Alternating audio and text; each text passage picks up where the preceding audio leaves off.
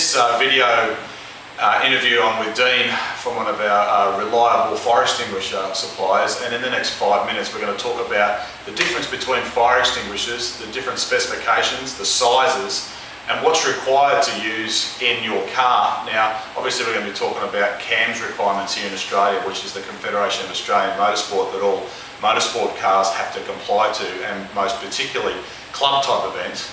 But this is a fairly typical common standard around the world for events that are affiliated through your local ASN through to the FIA. So thanks, Dean, for coming. No dramas. Obviously here we've got some pretty substantial differences between fire extinguishers. I know in my rally car I'm pretty anal because I've seen some pretty horrible examples of trying to put out a fire. I know how quickly you can empty a fire extinguisher having a turbo fire in my Group A WRX several years ago. Yeah, so let's start right at the top. What's your opinion on when people should and shouldn't choose to put fire extinguishers in cars? My opinion is that you should always choose to put a fire extinguisher in a car. In every car. I had an incident, a friend of mine is a police officer, and she had a mother that had crashed her vehicle and had to watch her children, unfortunately. Yeah. So had she had a fire extinguisher, it would have been a different story. It only took the fire brigade 11 minutes to get there. They're on Mount Ousley.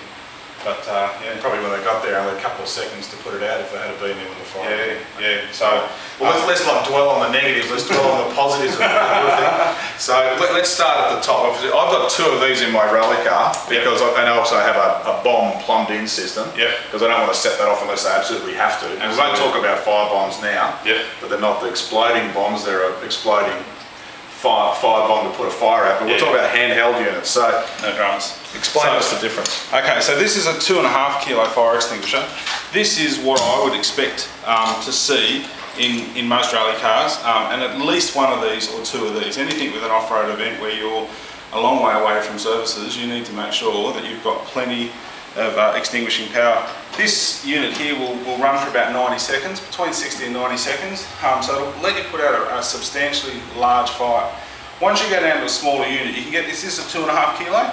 You can go down to a slightly larger one than this, as a 1.5 kilo, or you can go down to your 1 kilo extinguisher. Ideally, you want to be able to access the large extinguisher and put the fire out quickly. So this is obviously, these brackets comply with CAMS rules. What was it? What we say, 25 G load? Yeah, the CAMS requirement is that the extinguisher could take a 25 G load, so 25 times the times of gravity load against the fire extinguisher. The brackets, it's a common sense rule. There's no actual specific requirement by CAMS except to say that it should be able to take a 25 G load. So I'd like to just point out to my trusty cameraman that from a safety point of view, as a scrutineer myself and the owner of MRT Performance, and also a competitor in both a competitive rally car and also a road car that we do a lot of super sprints and events like that, the last thing I want is a fire extinguisher flying around inside the car if I'm rolling or having an accident. So you can see with this that this has got two brackets on it that securely wrap around the frame of the fire extinguisher mount and then go through either into the floor or into the bracket that you're attaching it to. Now, just on that comment alone, we don't attach fire extinguishers to the car using self-tapping screws or wood screws or anything like that. They have to be washers positively attached with nuts and bolts to a bracket that can't rip out of your car. So typically what we do is make a bracket that bolts across the front of the bolts that hold the front of the seating. So it's good enough to hold the weight of yourself and the seat, and it's good enough to hold the fire extinguisher. And then of course we've got this is really just a fastening clamp to hold it in.